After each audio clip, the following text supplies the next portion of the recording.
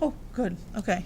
So, real quick, we just went from standard form to vertex form by finding the vertex, negative b over 2a. And then a is the same here as it is. It's the same quadratic, so I just keep a the same, and then plug in h and k once I find it. All right. So now, let's look at 11. This one, it's given to you in standard form, but they want it in intercept form. Well, remember what intercept form looked like. Y equals a times x minus p times x minus q. How the heck are you supposed to do this? Yeah.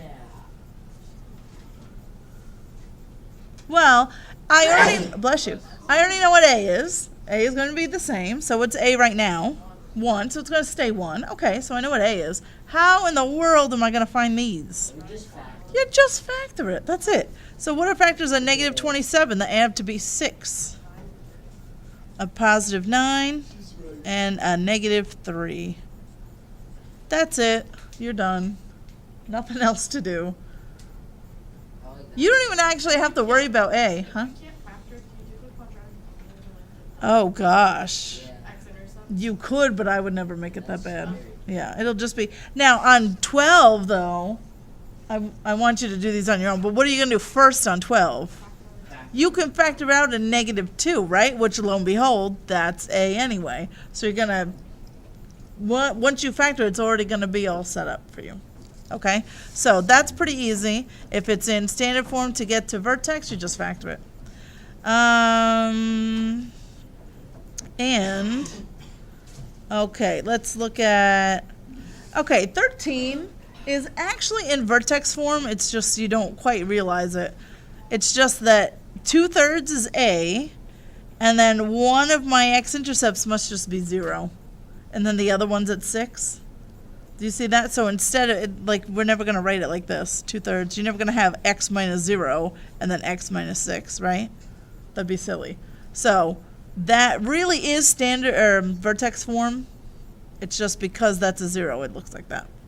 Anyway, if I wanted to rewrite that thing in, what do I want, vertex form?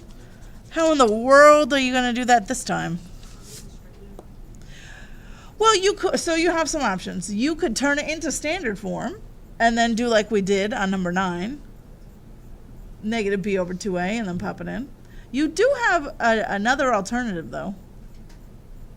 I don't know what the vertex is just by looking at this, but I kind of know something.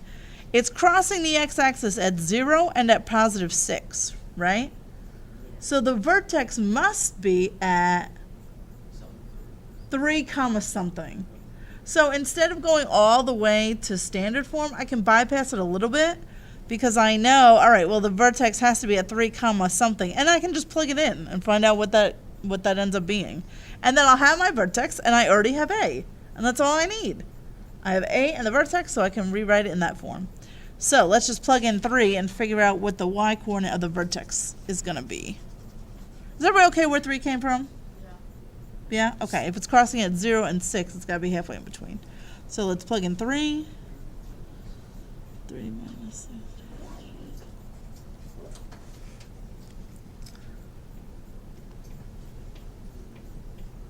Did you get what I got?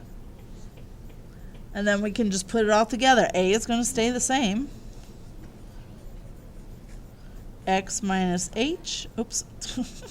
But you don't actually write h. Silly goose. Plus k. Right? If that's h and k.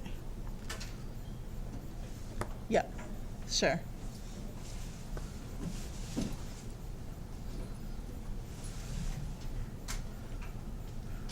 What if, I know it doesn't ask you on this paper, but what if I had asked you to take 14 and turn it into standard form? What would you do?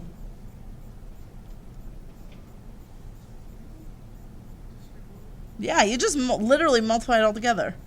So it's up to you. I like to FOIL first and then multiply by -2. So I know that's not what these directions say, but if I did ask you, that's all you would have to do. How would you get something that's in vertex form? Like if I looked at my answer for number 9, how would I go backwards?